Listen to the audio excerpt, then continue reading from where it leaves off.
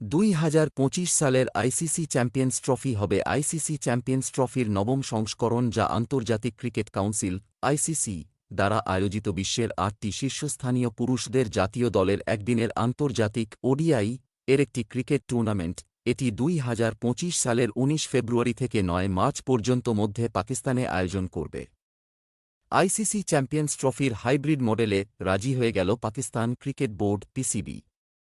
3টি শর্তে PCB hybrid মডেলে রাজি হয়েছে। সংশ্লিষ্ট মহলের মতে, এতদিন যে হুঙ্কার দেওয়া হচ্ছিল সেখান থেকে সরে এসে পাকিস্তান বোর্ডকে বাস্তবের মাটিতে নামতেই হতো, সব হুঙ্কার জলে। শর্তসাপেক্ষে আইসিসি চ্যাম্পিয়ন্স ট্রফির হাইব্রিড মডেলে রাজি হয়ে গেল পাকিস্তান ক্রিকেট বোর্ড পিসিবি। সূত্র উদ্ধৃত করে সংবাদমাধ্যম রেভ স্পোর্টসের প্রতিবেদনে জানানো হয়েছে, 3টি শর্তে পিসিবি হাইব্রিড মডেলে রাজি হয়েছে।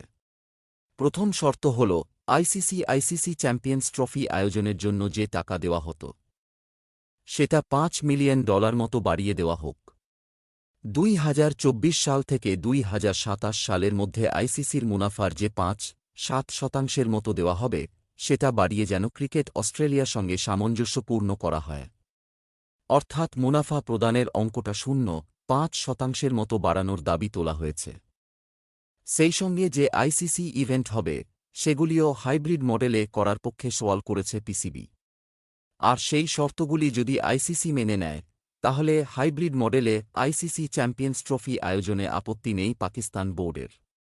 যদিও বিষয়টি নিয়ে সরকারিভাবে পিসিবির তরফে কিছু জানানো হয়নি। ওই রিপোর্ট অনুযায়ী আগামী 24 ঘণ্টার মধ্যে আইসিসির কাছে সরকারিভাবে সেই প্রস্তাব পাঠাবে পিসিবি। পাকিস্তানকে মানতেই হতো সংশ্লিষ্ট মহলের মতে, এতদিন যে হুঙ্কার দেওয়া হচ্ছিল সেখান থেকে সরে এসে পাকিস্তান বোর্ডকে বাস্তবের মাটিতে নামতেই হতো।